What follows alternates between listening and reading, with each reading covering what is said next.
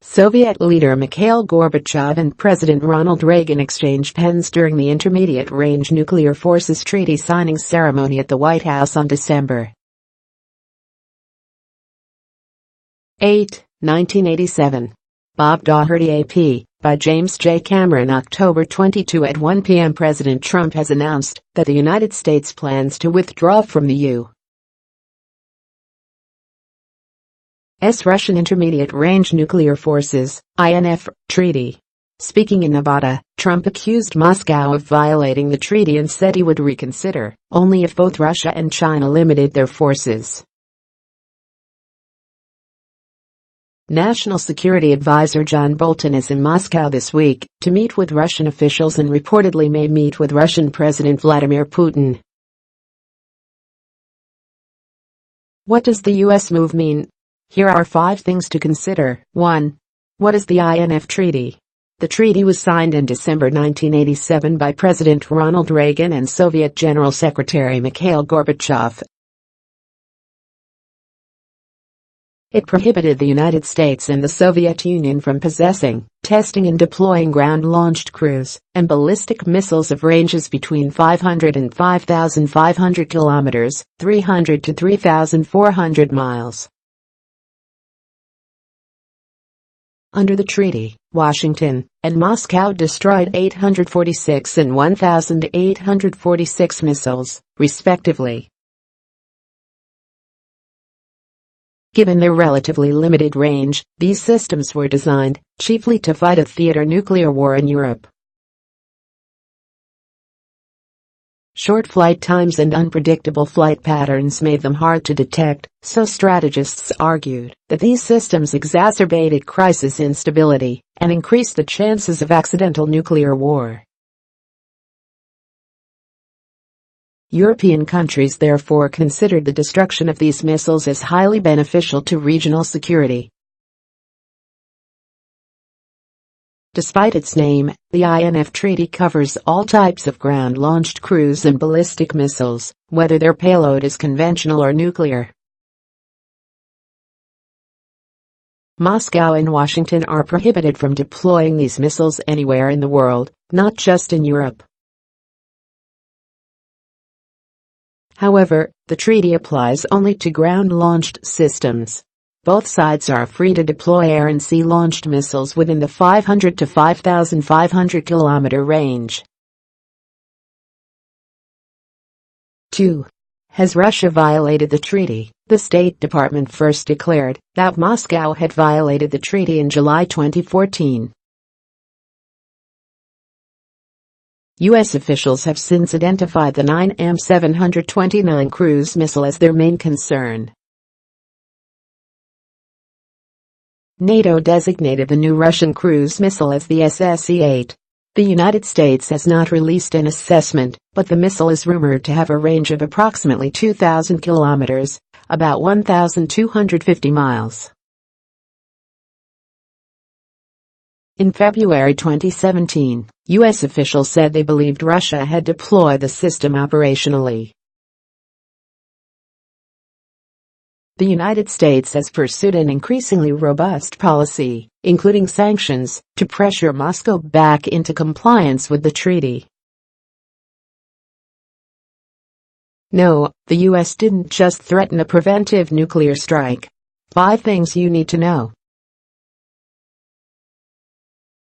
Moscow has denied the treaty violation, demanded to see the evidence and responded with its own list of alleged U.S.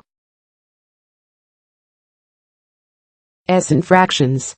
However, it has provided no substantive rebuttal of U.S. accusations. The United States has not published any of supporting intelligence, so it is impossible to fully verify its claims. However, as NATO allies have learned more, their position has become more closely aligned with Washington's. At their summit in July, NATO leaders stated that Russian violation is the most plausible assessment of the available evidence. 3. Why did Trump mention China? China is not bound by the INF Treaty and has deployed intermediate-range missiles in significant numbers. As analysts have noted, Harry Harris, the U.S. ambassador to South Korea and former head of the U.S. Pacific Command, has estimated that intermediate-range systems make up approximately 95% of the People's Liberation Army missile force. Some observers have argued that the INF Treaty is anachronistically Eurocentric, failing to take into account the U.S. Chinese military balance, which is becoming increasingly central to Washington's strategic calculations. It would be far cheaper for the United States to deploy ground-based systems in Asia, rather than to position them on small and expensive sea and air-based platforms. Trump may have been hinting at such reasoning in his public comments. However, Washington has few bases in the Pacific, where it could place a ground-launched missile within range of China without consent from allies. It is an open question whether governments such as Japan, South Korea or Australia would be willing to host such systems. 4. What are the military implications of withdrawal? It is unclear what INF prohibited systems the United States could deploy to Europe or Asia in the near term. The U.S. military has not developed any land-based missiles within the prohibited ranges for decades, and has only just started funding a new ground-launched cruise missile to match the 9M729. Moscow is in a very different position and could rapidly expand deployment. So far, the number of operational 9M729 missiles has been quite limited, but released from its official obligations under the treaty, Moscow could deploy more units rapidly. Putin just bragged about Russia's nuclear weapons. Here's the real story. Russia could also effectively reclassify the RS-26 Rubis, an experimental system that has been tested just above the INF Treaty's 5,500 kilometers limit. To avoid violating the INF, Russian officials previously described the RS-26 as an intercontinental ballistic missile. However, it could form the basis for a missile of a slightly shorter range if Moscow wished to boost its INF forces without counting it under the U.S. Russian New START treaty governing longer-range systems. 5. What are the diplomatic implications of withdrawal?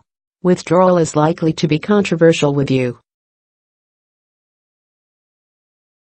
allies in NATO, further splitting the alliance at a difficult time for transatlantic relations. Many West European NATO states favor retaining the INF, in conjunction with previous U.S. policy designed to push Moscow back into compliance. This raises concerns that divisions within NATO may worsen when the United States officially withdraws from the INF. There is little desire for a new arms race in Europe, and few NATO countries will likely want to host any new U.S. systems. German Foreign Minister Heiko Maas described Trump's announcement as regrettable and has urged Moscow to resolve its compliance issues. UK Defence Secretary Gavin Williamson declared that Britain stands with the United States, but also hopes the treaty will continue. Central and East European states may align more closely with Trump's stance, though their positions are unclear. Withdrawal will probably not lead to a new INF deal. Given its heavy investment in intermediate-range systems, China will not take up Trump's offer of talks with the United States and Russia. Moscow seems to be in no mood for negotiations. Trump's move is also likely to undermine the 2010 New START treaty governing U.S. and Russian long-range nuclear systems. The INF Treaty's demise will undercut New START by reopening questions on the relationship between intermediate and strategic systems that have been resolved for 30 years by the elimination of ground-based, intermediate-range missiles. James J. Cameron is a postdoctoral research associate in the Department of War Studies, King's College London. He is the author of The Double Game, The Demise of America's First Missile Defense System, and the Rise of Strategic Arms Limitation, UP, 2017. Follow @CameronJ.